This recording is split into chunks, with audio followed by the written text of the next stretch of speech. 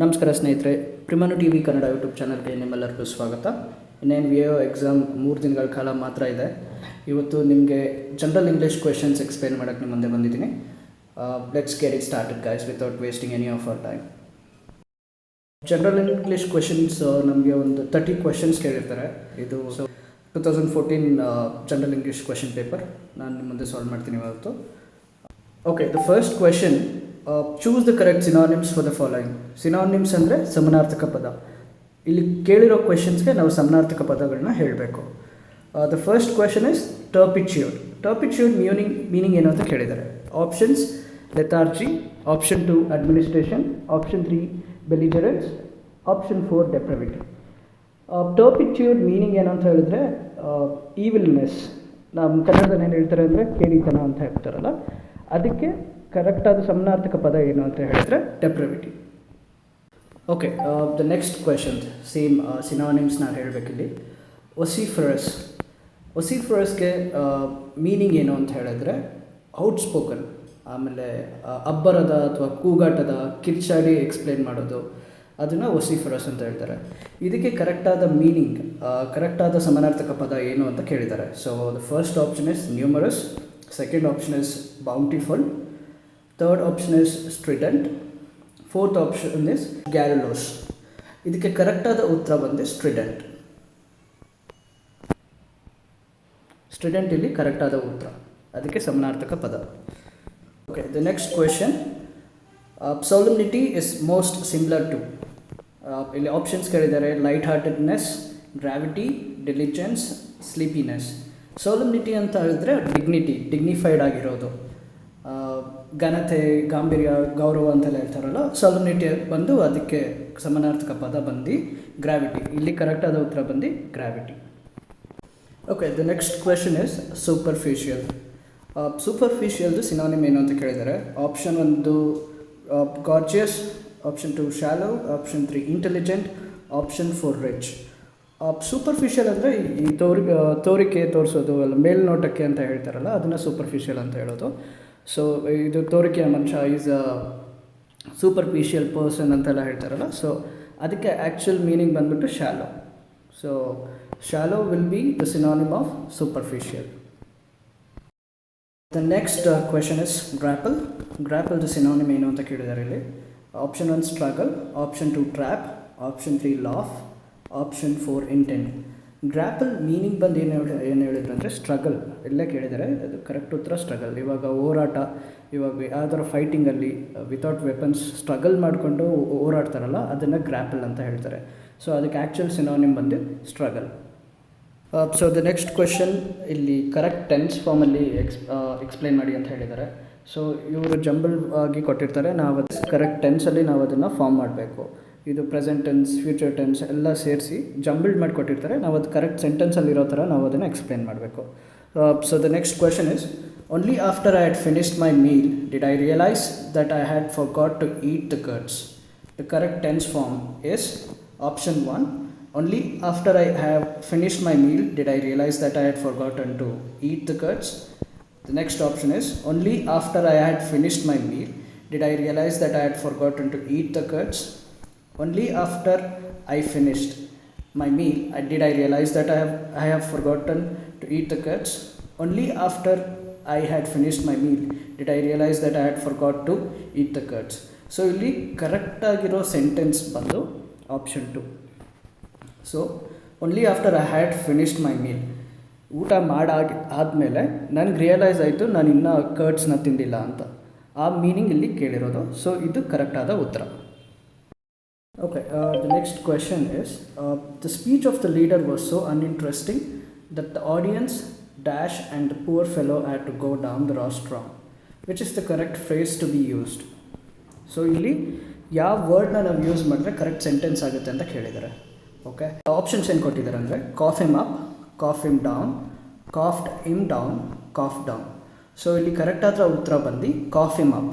Calf him up ಅಂತ meaning ಹೇಳಿದ್ರೆ interest ಇಲ್ಲದೆ ನಾವು ಪೇ ಮಾಡೋದು. ಅವ್ನ ಸ್ಪೀಚ್ ಅಷ್ಟೇ ಅನ್ಇಂಟ್ರೆಸ್ಟಿಂಗ್ ಆಗಿತ್ತು ಅಂದರೆ ನಾವು ಕಷ್ಟಪಟ್ಟು ದುಡ್ಡು ಕೊಟ್ಟು ಅವನ್ನ ಕೆಳಗಡೆ ಇಳಿಸಿದ್ವಿ ಪೋಡಿಯಮ್ಮಿಂದ. ರೋಸ್ಟ್ರಮ್ ಅಂದರೆ ಸ್ಟೇಜಿಂದ ಅವನ್ನ ಕೆಳಗಡೆ ಇಳಿಸಿದ್ವಿ ಅನ್ನೋ ಅರ್ಥ ಇಲ್ಲಿ ಬರುತ್ತೆ. ಸೊ ಕಾಫಿ ಮಗ್ ಬಂದು ಕರೆಕ್ಟಾದ ಉತ್ತರ. The next question is, he made a matter of fact laconic speech avoiding all the elaborative details. ಇಲ್ಲಿ the underlined idiom means laconic speech ದು idiom ಏನು ಅಂತ ಕೇಳಿದ್ದಾರೆ. ಆಪ್ಷನ್ಸ್ ಬಂದು a short pithy speech, a lengthy speech, a complicated speech, a highly structured speech. ಇಲ್ಲಿ ಕರೆಕ್ಟಾದ ಉತ್ತರ ಬಂದ್ಬಿಟ್ಟು a short pithy speech. laconic speech ಅಂತಂದರೆ ಬ್ಲಂಟಾಗಿ ಆಮೇಲೆ ಬ್ರೀಫಾಗಿ ಒಂದು ವಿಷಯನ ಹೇಳೋದು, ಅದನ್ನು ಲ್ಯಾಕೋನಿಕ್ ಸ್ಪೀಚ್ ಅಂತ ಹೇಳ್ತಾರೆ. ಸೊ ಅದಕ್ಕೆ ಕರೆಕ್ಟಾದ ಉತ್ತರ ಬಂದು a short pithy speech. Okay, next question. ಇದರಲ್ಲಿ ಒಂದು ಸೆಂಟೆನ್ಸ್ ಕೊಟ್ಟು ಸೀಕ್ವೆನ್ಸ್ ಆಫ್ ವರ್ಡ್ಸ್ ಕೊಡ್ತಾರೆ. ಸೊ ಅದಕ್ಕೆ ಕರೆಕ್ಟಾಗಿರೋ ವರ್ಡ್ಸ್ನ ನಾವು ಫಿಲ್ ಇನ್ ದ ಬ್ಲ್ಯಾಂಕ್ಸ್ ಮಾಡಿ ಆ ಆನ್ಸರ್ನ ಫಿಲ್ ಮಾಡಬೇಕು. ಸೊ ಇಲ್ಲಿ ಕ್ವೆಶನ್ ಏನು ಕೇಳಿದ್ದಾರೆ ಅಂದರೆ, many Americans think bin Laden is responsible for the 9/11 attacks and the murders of thousands of innocent men, women and children. These dash terrorist attacks have made civilian casualties over the years, yet the US must remain dash because no country is dash from the terrorism. Illi pick the right sequence of blanks anta kelidare. So ನಾವು correct words na use ಮಾಡಿ ಈ fill in the blanks ಮಾಡಬೇಕು. So sequence of options ಏನು ಕೊಟ್ಟಿದ್ದಾರೆ? Senseless, first one senseless, countless, vigilant, safe. Second one safe, countless, vigilant, senseless. Third one ಬಂದು countless, vigilant, safe, senseless, countless, safe, vigilant. So ಇವಾಗ ಇದನ್ನು fill ಮಾಡೋಣ. So ಇನ್ನೊಂದ್ಸಲ ಓದ್ತೀನಿ. Many Americans think bin Laden is responsible for the 9/11 attacks and murders of thousands of innocent men, women and children. These senseless terrorist attacks. So correct word bandi illi senseless terrorist attacks have made countless civilian casualties over the years, yet the US must remain vigilant andre strict. Okay, strict agirbeku because no country is safe from terrorism. So ಯಾವುದಾದ್ರು first word ನಾವೇನೇನು use ಮಾಡಿದ್ದೀವಿ ಇಲ್ಲಿ? So these senseless terrorist. So senseless terrorist, countless, ಇಲ್ಲಿ vigilant, ಆಮೇಲೆ last option ಬಂದು safe. ಎಲ್ಲಿದೆ ಅದು question? So ಇಲ್ಲಿ ಕರೆಕ್ಟಾದ ಉತ್ತರ ಬಂದು option A, senseless, countless, vigilant and safe. The next question is, pick the odd one out. ಇಲ್ಲಿ ಕರೆಕ್ಟ್ ಇಲ್ಲದೇ ಇರೋ ವರ್ಡ್ನ ನಾವು ಸೆಲೆಕ್ಟ್ ಮಾಡಿ ಅದು ಇಲ್ಲಿ ಕರೆಕ್ಟಾದ ಉತ್ತರ. 3 ಪದ ಇಲ್ಲಿ ಕರೆಕ್ಟಾಗಿರೋದು ಕೇಳಿರ್ತಾರೆ, ಸಿಮಿಲರ್ ಮೀನಿಂಗ್ ಇರುತ್ತೆ. ಒಂದು ಆಪ್ಷನ್ ತಪ್ಪಿರುತ್ತೆ, ಅದನ್ನು ನಾವಿಲ್ಲಿ ಸೆಲೆಕ್ಟ್ ಮಾಡಬೇಕು. So the first option is devout, second option is pietistic, third option is sanctimonious and fourth option is uncommitted. So ಇಲ್ಲಿ ಡಿವೌಟ್ ಅಂತ ಹೇಳಿದ್ರೆ ಕಮಿಟೆಡ್, ರಿಲಿಜಿಯಸ್ಲಿ ಕಮಿಟೆಡ್, ರಿಲಿಜಿಯಸ್ ಅಂತ. ಪೈಟಿಸ್ಟಿಕ್, ಪೈಟಿಸಮ್ ಅಂತ ಹೇಳಿದ್ರೆ ಅದು ಸಿಮಿಲರ್ ಡಿವೋಟೆಡ್, ರಿಲಿಜಿಯಸ್ ಮೀನಿಂಗ್ ಬರುತ್ತೆ. ಸ್ಯಾಂಟಿಮೋನಿಯಸ್ ಕೂಡ ಸೇಮ್, ಡಿವೋಟೆಡ್, ಆಮೇಲೆ ರಿಲಿಜಿಯಸ್, ಆಮೇಲೆ ಕಮಿಟೆಡ್, ಫುಲ್ಲು ರಿಲಿಜಿಯಸ್ಲಿ ಫಾಲೋ ಮಾಡೋದು, ಅದನ್ನು ಸ್ಯಾಂಟಿಮೋನಿಯಸ್ ಅಂತ ಕೇಳ್ತಾರೆ. ಸೊ ಇಲ್ಲಿ 3 ಪದನೂ ಕರೆಕ್ಟಾಗಿದೆ.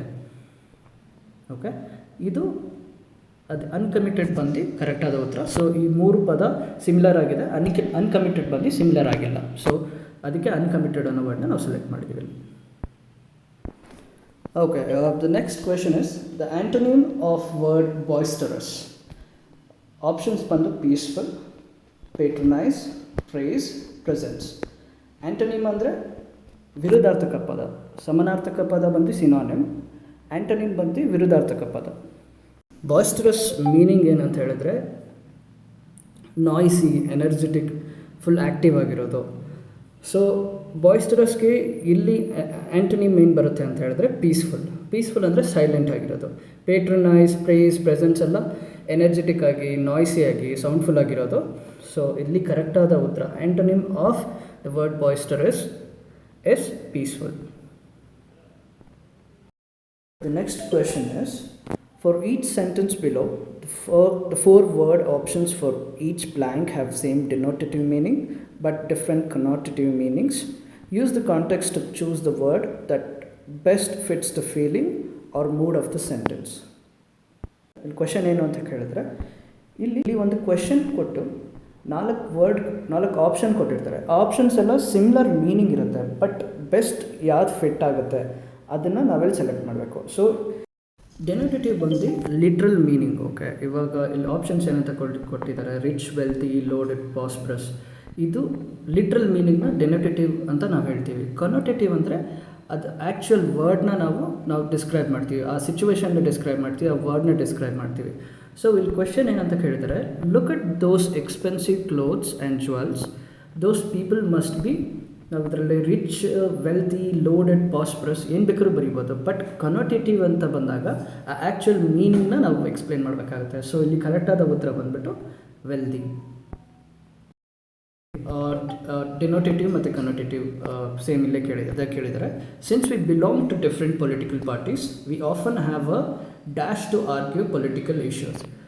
ಸೊ ಇಲ್ಲಿ ಚಾಟ್, ಕಾನ್ವರ್ಸೇಷನ್, ಟಾಕ್, ಡಿಬೇಟ್ ಎಲ್ಲ ಲಿಟ್ರಲ್ ಮೀನಿಂಗ್ ಬರುತ್ತೆ. ಬಟ್ ಆ್ಯಕ್ಚುಯಲ್ ಆರ್ಗ್ಯೂ ಅಂತ ಬಂದಾಗ ನಾವಿಲ್ಲಿ ಡಿಬೇಟ್ ಅಂತ ಸೆಲೆಕ್ಟ್ ಮಾಡಬೇಕಾಗತ್ತೆ. ನೆಕ್ಸ್ಟ್ ಕ್ವೆಶನ್ ಬಂದು choose the correctly spelled word. First one ಬಂದು Ecclesiastes, second one ecclesiastic, third one ಬಂದು Ecclesiastes, fourth one is also the same Ecclesiastes. So ಇಲ್ಲಿ ಕರೆಕ್ಟಾಗಿ ಸ್ಪೆಲ್ಡ್ ವರ್ಡ್ ಯಾವುದು ಅಂತ ಕೇಳಿದ್ದಾರೆ. ಇಲ್ಲಿ ಕರೆಕ್ಟಾದ ಉತ್ತರ ಬಂದು ಎಕ್ಲೇಸಿಯಾಸ್ಟಸ್. ಸೊ ಈ ವರ್ಡ್ ಬೈಬಲ್ಗೆ ಸಂಬಂಧಪಟ್ಟಿರುವಂಥ ವರ್ಡು. ಸೊ ಇದು ಎಕ್ಲೇಸಿಯಾಸ್ಟಸ್ ಅನ್ನೋದು ಕರೆಕ್ಟಾದ ಉತ್ತರ. Next question is, to put the cart before the horse means. ಈ ವರ್ಡ್ದು ಮೀನಿಂಗ್ ಏನು ಅಂತ ಕೇಳಿದ್ದಾರೆ. So to put the cart before the horse means to do things in the wrong order, ಅಂದರೆ ಉಲ್ಟಾ ಮಾಡೋದು. ಇವಾಗ ಫಾರ್ ಎಕ್ಸಾಂಪಲ್, ಇವಾಗ ನೀವು ಫ್ಲಿಪ್ಕಾರ್ಟಲ್ಲಿ ಏನಾರು ಆರ್ಡರ್ ಮಾಡ್ತಿರ್ತೀರ, ಫಸ್ಟೇ ನೀವು ಪೇ ಮಾಡಿ ಆಮೇಲೆ ಆರ್ಡರ್ ಮಾಡ್ತೀರಾ, ಇಲ್ಲ ತಾನೇ ಫಸ್ಟು ನೀವೆಲ್ಲ ಆರ್ಡರ್ ಮಾಡಿ ಲಾಸ್ಟಲ್ಲಿ ಪೇಮೆಂಟ್ ಗೆಟ್ವೇಗೆ ಹೋಗಿ ಆಮೇಲೆ ನೀವು ಪೇ ಮಾಡ್ತೀರಾ ಅಲ್ವಾ. ಸೊ ಅದನ್ನೇ ಇಲ್ಲಿ ಕೊಟ್ಟಿದ್ದಾರೆ. Reverse the accepted order of things, carry out the accepted order of things, repeal the accepted order of things, reorder the accepted order of the things. So ಇಲ್ಲಿ ಕರೆಕ್ಟಾದ ಉತ್ತರ ಬಂದು reverse the accepted order of the things. So ನಾನೇನು ಹೇಳಿದ್ದೆ, to do things in the wrong order, ಅದೇ meaning ಇದಕ್ಕೆ. To put the cart before the horse means. Okay, the next question is, the report was submitted to the minister but he took it with a grain of salt and wanted to further investigate the matter. Then underlined italic phrase means. ಇಲ್ಲಿ took it with a grain of ಸಾಲ್ಟ್ಗೆ meaning ಏನು ಅಂತ ಕೇಳಿದ್ದಾರೆ. So options ಬಂದು against the natural inclination, with reservation or doubt, with diligence, dealing with a matter with trust and faith. So ಇದೆಲ್ಲದಕ್ಕೂ almost same ಉತ್ತರ ಇದೆ. But dealing with a grain of salt ಅಂದರೆ with doubtful, doubt ಪಡೋದು, ಡೌಟಿಂದ ಅದನ್ನು accept ಮಾಡೋದು. So ಇಲ್ಲಿ ಕರೆಕ್ಟಾದ ಉತ್ತರ ಬಂದುಬಿಟ್ಟು with reservation or doubt. The next question is, pick the odd one out. Option 1 ignorant, option 2 illiterate, option 3 untutored, option 4 polite. So ಇಲ್ಲಿ 3 ಪದ ಸಿಮಿಲರ್ ಆಗಿರುತ್ತೆ ಮತ್ತು ಒಂದು ಪದ odd one out, I mean ಅದು ಕರೆಕ್ಟ್ ಆಗಿರೋದಿಲ್ಲ. ಸೊ ಇಲ್ಲಿ ಇಗ್ನರೆಂಟ್, ಇಲ್ಲಿಟ್ರೇಟ್, ಅನ್ಟ್ಯೂಟರ್ಡ್ ಎಲ್ಲ ಸಿಮಿಲರ್, ಅಂದರೆ ಅನ್ಎಜುಕೇಟೆಡ್ ಅಥವಾ ಬುದ್ಧಿ ಇಲ್ದಿರೋರು, ತುಂಬ ಇಗ್ನೊರೆಂಟಾಗಿ ಬಿಹೇವ್ ಮಾಡೋರು. ಅದು ಇಲ್ಲಿ 3 ಆಪ್ಷನ್ 1, ಆಪ್ಷನ್ 2, ಆಪ್ಷನ್ 3 ಎಲ್ಲ similar words, same meaning. Polite ಬಂದು ಪೀಸ್ಫುಲ್ ಆಗಿರೋದು. The next question is, correct the underlined verbs using either the past continuous or the present perfect continuous appropriately. The opposition groups were fighting the government on this issue for years, but so far without success. The protesters are being campaigning for months now to prevent the new road being built.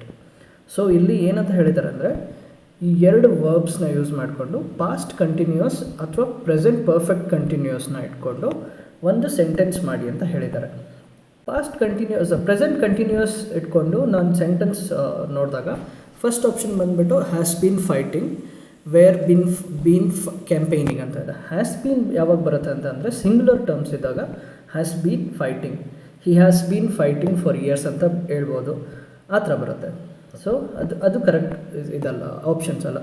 Second option ಬಂದ್ಬಿಟ್ಟು have been fighting or have been campaigning. So ಇದು plural ಇದೆ. So the opposition groups were fighting the government on this issue for years, but so far without success. The protesters are being campaigning. So the opposition groups have been fighting the government on this issue for years, but so far without success. The protesters have been campaigning. Okay, so second option is the correct one. Question is also the same. Past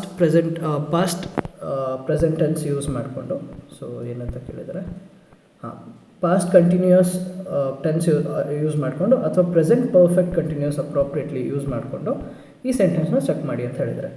so the question ಏನು, before she retrained as computer programmer, she has been working as a secretary, she was receiving the assignments for some time and enjoyed working there immensely. So ಇಲ್ಲಿ options ನೋಡೋಣ. Had been working is receiving, have worked, have received, ಅದು ತಪ್ಪು. was working, has been receiving, have been working, had worked. So ಇಲ್ಲಿ correct answer ಏನಂದರೆ, before she retrained as a computer programmer, she was working as a secretary, she has been receiving the assignments for some time and enjoyed working there immensely. Third option is the correct one. Okay, so before she retrained as computer programmer, she was working as a secretary, she has been receiving the assignments for some time and enjoyed working there immensely. So that's the correct option. Next question is, the university had asked for more money, in fact 5 times the amount that was given to them as their share. So that was given to them as their share ಅಂತ ಬಂದಾಗ ಇಲ್ಲಿ dispersed, distributed, billed or allocated. Okay, so ಇಲ್ಲಿ ಏನಂತ ಬರುತ್ತೆ ಅಂತ ಹೇಳಿದ್ರೆ, ಇಲ್ಲಿ allocated. So ಯೂನಿವರ್ಸಿಟಿಗೆ they had allocated, asked for more money, in fact 5 times the amount that was allocated. Okay, that's the correct option. Okay, the next question is, the teacher was not impressed with the quality of work that was handed in. So ಇಲ್ಲಿ ಇದಕ್ಕೆ ಕರೆಕ್ಟಾದ ಉತ್ತರ handed in ಅಂತಂದರೆ assigned. Question, her performance at the Olympic games broke a number of records, it was dash.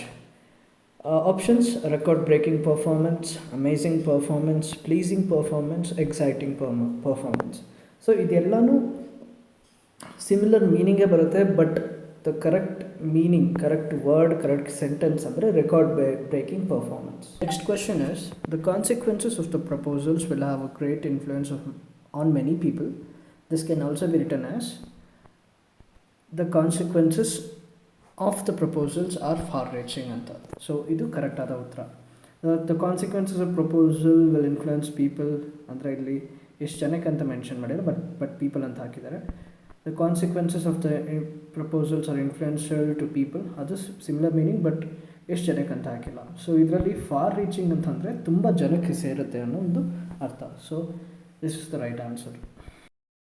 Question is, complete these sentences by choosing the most likely phrases from below. The ever widening economic gap dash and the south must be delt with now. Among the north, between the north, involving the north and concerning the north. So ಇಲ್ಲಿ ಕರೆಕ್ಟಾದ ಉತ್ತರ ಬಂದ್ಬಿಟ್ಟು between the north. The ever widening economic gap ಅಂತ ಬಂದಾಗ between ಬರುತ್ತೆ, between north and south, between rich and poor ಅಂತ ಬರುತ್ತೆ. So ಇಲ್ಲಿ ಕರೆಕ್ಟಾದ ಉತ್ತರ between the north. Next question is, there are particularly high rates of suicide dash on the island. Among young men, amid young men, amongst young men, amidst young men ಅಂತ ಇದೆ. So ಇಲ್ಲಿ ಕರೆಕ್ಟಾದ ಉತ್ತರ ಬಂದ್ಬಿಟ್ಟು among young men. Which will be the most appropriate past simple passive sentence for these news headlines. Okay, so past simple passive sentence ಅರ್ಥ, meaning ಯಾವುದು, best meaning ಯಾವುದು ಅಂತ ಕೇಳಿದ್ದಾರೆ ಈ ಹೆಡ್ಲೈನ್ಸಲ್ಲಿ. half a million refugees in the camp estimated. There are estimated to be half a million refugees in the camp. There were estimated to be half a million refugees in the camp. There was an estimate of half a million refugees in the camp. There seem to be estimated half a million refugees in the camp. So ಇಲ್ಲಿ ಕರೆಕ್ಟಾದ ಉತ್ತರ ಯಾವುದು ಅಂತ ಕೇಳಿದ್ದಾರೆ past simple passive ಸೆಂಟೆನ್ಸ್ಗೆ. ಇದಕ್ಕೆ ಕರೆಕ್ಟಾದ ಉತ್ತರ ಬಂದು there were estimated to be half a million refugees in the camp. ಅದು ಕರೆಕ್ಟಾದ ಉತ್ತರ. So the next question is 30,000 people at the concert reported dead. So ಇದಕ್ಕೆ ಕರೆಕ್ಟಾದ ಉತ್ತರ ಅಂದರೆ ಆಪ್ಷನ್ಸ್ ಕೊಟ್ಟಿದ್ದಾರೆ. There were reported to be 30,000 people who died at the concert. There was a report of 30,000 people who died at the concert. It was a report of 30,000 people who died at the concert. Report said 30,000 people died at the concert. So, ಇಲ್ಲಿ ಕರೆಕ್ಟಾದ ಉತ್ತರ there were reported to be 30,000 people who died at the concert. So the next question is connection between the disease and the eating fish showed. Options: there showed to be a connection between the disease and the eating fish. There have shown to be a connection between the disease and the eating fish. There was shown to be a connection between the disease and eating fish. There were shown to be connection between the disease and eating fish. The correct option is there were shown to be a connection between the disease and eating fish. Fill in the gaps with appropriate expressions. Look at those gorgeous desserts with dash of cream and chocolate sauce on them. I must have one. So ಇಲ್ಲಿ ಕರೆಕ್ಟಾದ ಉತ್ತರ ಏನು ಅಂತ ಕೇಳಿದ್ದಾರೆ. ಲ್ಯಾಶಿಂಗ್ ಬರೋದಿಲ್ಲ. ಅ large dollop ಅಂದರೆ a large spoon full of cream. Dash ಅಂದರೆ ಸ್ಪೂನಲ್ಲಿ 1/8 ಆಫ್ ದ ಸ್ಪೂನ್. ಸೊ ಅದು ಡ್ಯಾಶ್ ಬರೋಲ್ಲ, ಪೋರಿಂಗು ಬರೋಲ್ಲ. ಸೊ ಇದು ಕರೆಕ್ಟಾದ ಉತ್ತರ ಬಂದು a large dollop of cream is the correct answer.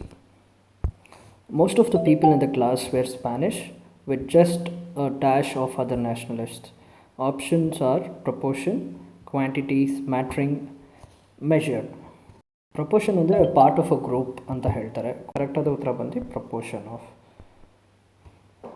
Of is the correct ಉತ್ತರ. ನೋಡಿದ್ರಲ್ಲ ಸ್ನೇಹಿತರೆ, ಇದಾಗಿತ್ತು ಇವತ್ತಿನ ಜನರಲ್ ಇಂಗ್ಲೀಷ್ಗೆ ಸಂಬಂಧಪಟ್ಟ ಕ್ವೆಶನ್ ಆ್ಯಂಡ್ ಆನ್ಸರ್ಸ್, ಹಾಗೆ ಓಲ್ಡ್ ಕ್ವೆಶನ್ ಪೇಪರ್ನ ಸಾಲ್ವ್ ಮಾಡಿರೋದು. ಸೊ ಎಷ್ಟು ಟಫ್ ಇತ್ತು ಅಂತ ನಿಮಗೆ ಇವಾಗ ಗೊತ್ತಾಗಿದೆ ಅನಿಸುತ್ತೆ. ಇನ್ನು 2 ದಿನದಲ್ಲಿ ನಿಮ್ಮ ಪ್ರಿಪ್ರೇಷನ್ ಯಾವ ಲೆವೆಲ್ಗೆ ಇರಬೇಕು ಅಂತ.